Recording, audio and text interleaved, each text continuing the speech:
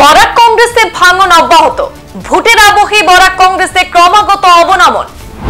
মোদিতে মজেছে বিরোধীরাও। মোদির প্রধানমন্ত্রীত্বের হ্যাট্রিকের অংশীদার হতে ৩০০ কংগ্রেসের যোগদান বিজেপিতে।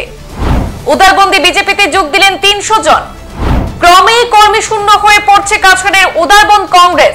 দেশ জুড়ে 2024-এর লোকসভা ভোটে চূড়ান্ত প্রস্তুতি পর্ব সেরে নিচ্ছে সমস্ত রাজনৈতিক দল। যদিও ভোটের অধিসূচনা জারি হয়নি, তবে তার আগেই সবকটি প্রধান রাজনৈতিক দল থেকে প্রার্থিত ঘোষণা প্রক্রিয়া শুরু হয়ে গেছে। সব মিলিয়ে দেশে ভোটের আবহ তৈরি হয়ে গেছে। আর এই ভোট আবহের মধ্যে দল বদলের হিড়িক পড়েছে উদারবন্দে। এবার উল্লেখযোগ্য সংখ্যায় কংগ্রেসীরা নাম লেখালেন গেরুয়া শিবিরে।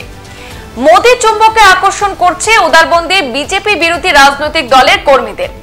বিজেপি বিরোধী দলের প্রাক্তন জেলা পরিষদ সদস্য সহ অনেক জিপির প্রাক্তন পঞ্চায়েত সভাপতি সহ গ্রুপ সদস্যরা প্রায় ৩ শতাধিকের বেশি কংগ্রেস কর্মী সমর্থকরা আজ আনুষ্ঠানিকভাবে কংগ্রেস ছেড়ে বিজেপিতে যোগ দিয়েছেন।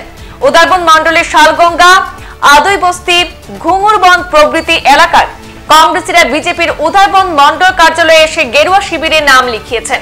নবাগতদের দলে বরণ করতে আজ মন্ডল কার্যালয়ে এক বিশেষ সভার আয়োজন করা হয়েছিল।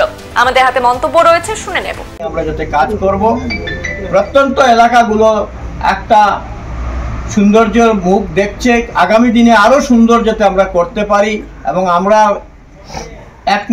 আমরা যদি এক ঐক্যবদ্ধ প্রয়াস করি, তো এই এলাকা, এই গ্রাম, প্রত্যন্ত গ্রামও একদিন শহর হতে যাবে। এবং মানুষের যে পণ্ডিত দীনদয়াল উপাধ্যায়ের যে চিন্তাধারা, যে স্বপ্ন দেখেছিলেন যে গরিব থেকে গরিবের মানুষের কল্যাণে সমাজে সেবা করা, এটাই হচ্ছে আমাদের মুখ্য। আমার সেই হিসাবে ডক্টর শ্যামাপ্রসাদ মুখার্জির জনসংঘ থেকে নিয়ে আজকে অটল বিহারী বাজপেয়ী সহ দলের অনেক নেতৃত্ব, উদারবন্দে আপনারা দেখেছেন বেণু মাধব দাস নিনির প্রথম অবস্থা দ্বীপ, ওনার চিহ্ন ছিল। জনসংঘের সময় থেকে উনি কাজ করেছেন।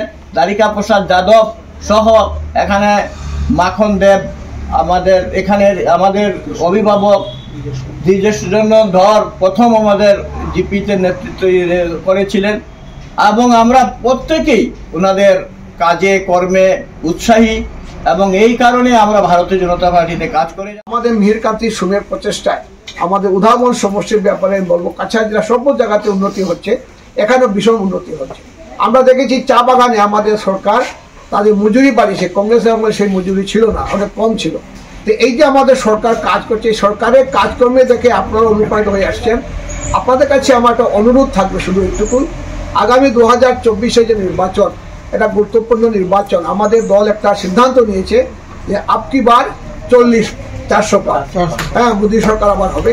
তো আপনাদের যারা আপনারা জয়েন করেছেন, আপনারা আপনাদের আত্মীয় স্বজন, আপনাদের বন্ধু বান্ধব সবাইকে বলবেন যে আগামী যে আমাদের লোকসভা নির্বাচনে আমাদের এখান থেকে প্রার্থী ঘোষণা করা হয়েছে আমার আসাম সরকারের বরিষ্ঠ মন্ত্রী পরিমল শুক্ল মহাশয়কে।